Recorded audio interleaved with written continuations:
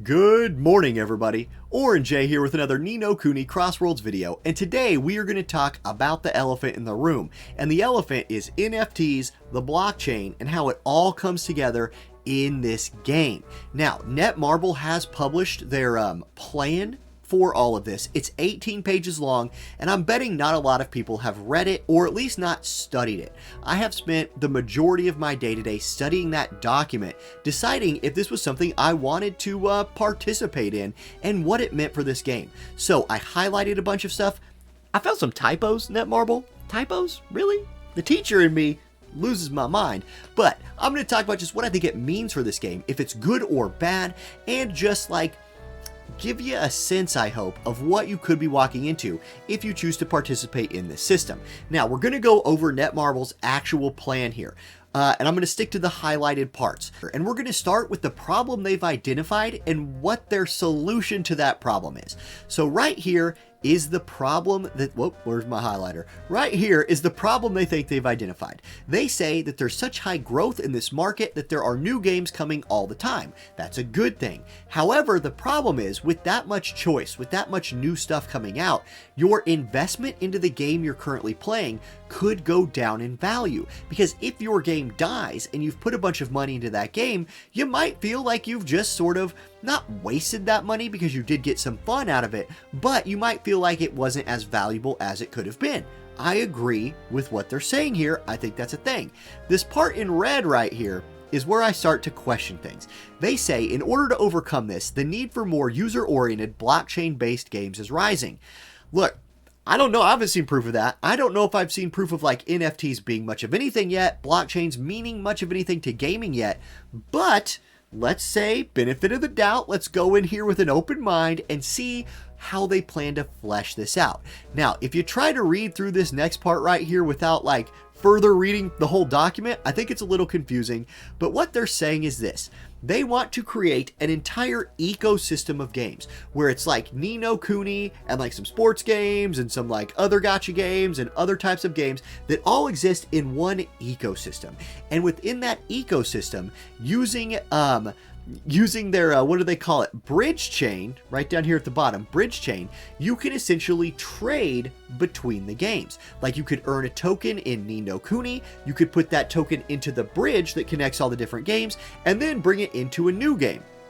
And the next thing we're going to talk about is this picture right here, because this picture represents what they want this healthy ecosystem to look like what the goal of this thing is going to be. Now, I'm going to grab my highlighter back. I'm going to take red this time, and let's do an example. Let's say you are currently playing game A right here. You are here playing this game. Let's call that game, oh, I don't know, Ni no Kuni Crossworlds. Hey, that makes sense, right? Now, notice, and I'm going to switch my highlighter color. Notice in Ni no Kuni Crossworlds, you can earn game tokens or you can earn NFTs.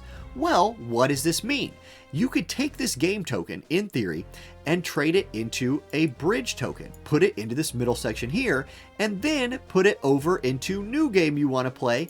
Let's call that game Game D. Let's say you want to play this game. Well, in theory, if you have some tokens over here, like if you spent money, earn some tokens, you could transfer that into value in D. That would be nice. If that happens, if I'm understanding this correctly, that's a good thing. Now, what about the NFT? There are two options, and we're going to go over another one of them here in a minute, for what you can do with any NFT that you earn in the game. One is it looks like you could go up to here and then up to here. Note you would probably have to pay some fees along the way, but if you can get an NFT you earn here up to the public token, it now has real world dollar value. And right now that dollar value is about $12.98. You can see it goes up, it goes down, it's kind of all over the place. It's only existed since the 9th of this month, and here's kind of where it's been all month. So like, is that something you're interested in? Are you wanting to earn NFTs in a game and then pay some money to turn them into like real tokens? Some people will be, and those people could like mine those in the game. Now you do get another option from the developers here called staking. There is a thing with NFTs that you can do called staking them, or cryptocurrencies that you could do called staking them. So let's go learn about staking for a second, and let's start with what is staking. Staking is this. It is a way of earning rewards for holding certain cryptocurrencies. So basically, the development teams have decided, and the publishers probably have decided, that if you earn an NFT to maybe help its value increase, they will give you rewards for staking it, which means you're saying, I'm going to hold this. I'm not going to take it up and sell it. I'm going to hold it. Now, what are the benefits and drawbacks to this? Well, there are some. What are the advantages of staking an NFT? Many long-term crypto holders look at staking as a way of making their assets work for them by generating rewards rather than collecting dust in their crypto wallets. Okay. Staking has the added benefit of contributing to the security and efficiency of the blockchain project you support. This is the big part for the development team and the publishers. They want the crypto to do well, so by letting you earn it and then stake it, it will, in theory, contribute to the security and efficiency of the blockchain project. Aha! By staking some of your funds, you make the blockchain more resistant to attacks and strengthen its ability to process transactions. Some projects also reward staking participants. So, they state in that article that you will be given prizes, rewards for staking in the hopes, and what they're hoping will, benefit the cryptocurrency in general. Okay, let's continue. What are the risks of staking though? Staking often requires a lockup or vesting period where your crypto can't be transferred for a certain period of time. This is big. When they would ask us to stake our crypto in the game, how long before we can touch it again? How long do we lose control of what we can do with that? I think that's a question worth looking at. This can be a drawback as you won't be able to trade staked tokens during this period even if the prices shift. Before staking, it is important to research specific staking requirements and rules. So here's the risk, right? They are going to say, basically, let's go back to the document here. They're going to say, you can take your NFT, and I'll switch to yellow because, let's draw more arrows. That's fun. You can take your NFT and make this happen, which you can cash out for money, but that makes it a little bit more unstable, I guess. Or you can take it and hold it. Just keep that sucker. And in fact, you are saying not only are you going to keep it for now, but you're going to agree to keep it for whatever period of time they determine. And they're hoping that that makes this go way up in value. As the ecosystem grows, the token will gain more value. Remember, they have much more than the rest of us, and they agree later on in the document to take some of their fees that they're gaining and reinvest it. So, again, if I am misrepresenting anything in this document, I'm sorry. I'm trying to understand it for the first time as well, but I think that was a pretty decent, layman's translation of what all this means. All right, let's put a bow on this video with my closing thoughts. First of all, I'm very curious to what you have to say about all of this. Please leave a comment here. I will read them all and try to respond to all of them in this video, depending on how many there are, right?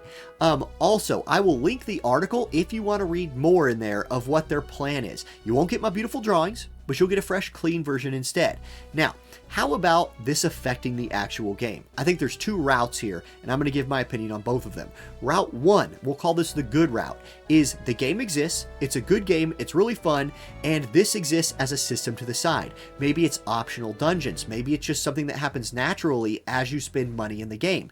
If that's the case, it's not a big deal at all, and people who are paying money will just get a little bit more value for what they pay, or people who want to choose to farm a thing can just go choose to farm a thing, or mine a thing, I guess, right?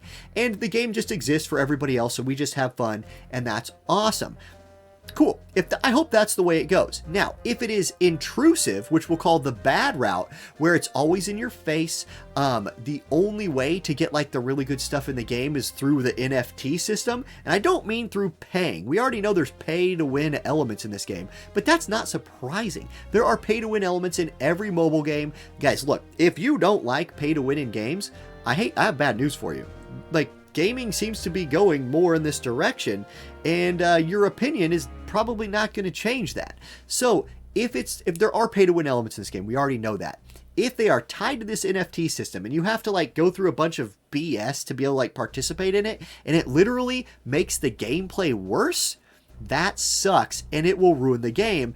And that's a self-defeating system at that point. Because remember, their whole system is based around having good games that also give players some sort of like financial incentive to play, whether it's cashing out their coins on the market or putting their tokens over to new games and getting further value out of their dollar, which again, in theory is pretty good. We have to see the implementation, which is that, you gotta put your money where your mouth is. Okay, so that's kind of my thoughts on it. I'm definitely still gonna play this game. I'm now less excited to play this game after reading this than I was before, and I'm just hoping that it's a system that is not in my face and intrusive to my gameplay. Alright, guys, like I said, I'd love to hear what your thoughts are on this. I have no idea how long this video is at this point because it's in like 6 sections, so I hope it's not 30 minutes long. If you watched it this whole time, I love you because the algorithm now loves me more. Alright, y'all, thank you for watching. Have a great rest of your day. Peace.